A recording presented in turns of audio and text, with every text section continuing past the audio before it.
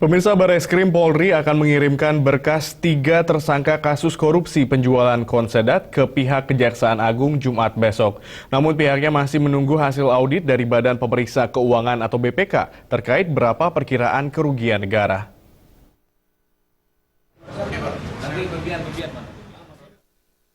Berkas perkara ketiga tersangka kasus korupsi penjualan kondensat rencananya akan diserahkan pada hari Rabu kemarin.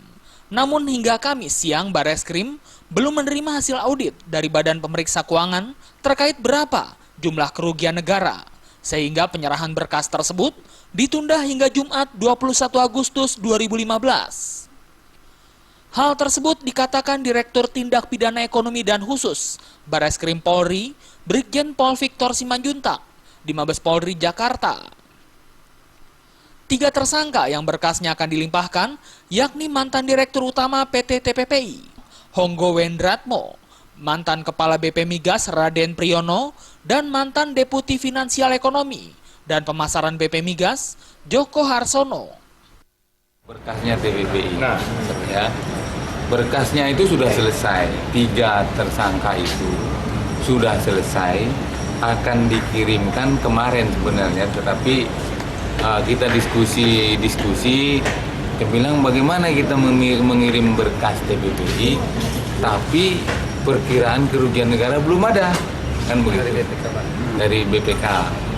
Nah itu juga merupakan pertanyaan tadi dibandingkan bahwa KPK sudah menangkap suap di Medan 20 hari selesai. Victor mengatakan Polri hanya melakukan penyelidikan dugaan kasus korupsi yang merugikan keuangan negara. Namun pihaknya tidak dapat menyampaikan berapa kerugian negara tersebut. Maka BPK lah yang melakukan audit dan dapat mengetahui berapa jumlah kerugian negara. Victor menyatakan BPK menanyakan kenapa hanya 3 tersangka dalam kasus korupsi yang merugikan negara triliunan rupiah tersebut. Dirinya menegaskan nantinya akan ada tersangka lainnya. Namun Victor masih bungkam. Saat ini tim audit BPK dan penyidik Barreskrim tengah diisolasi guna merampungi kasus penjualan kondensat tersebut. Kini sudah ada titik terang lainnya yang akan menyeret tersangka lain. Dari Jakarta, Henry Fajaryadi.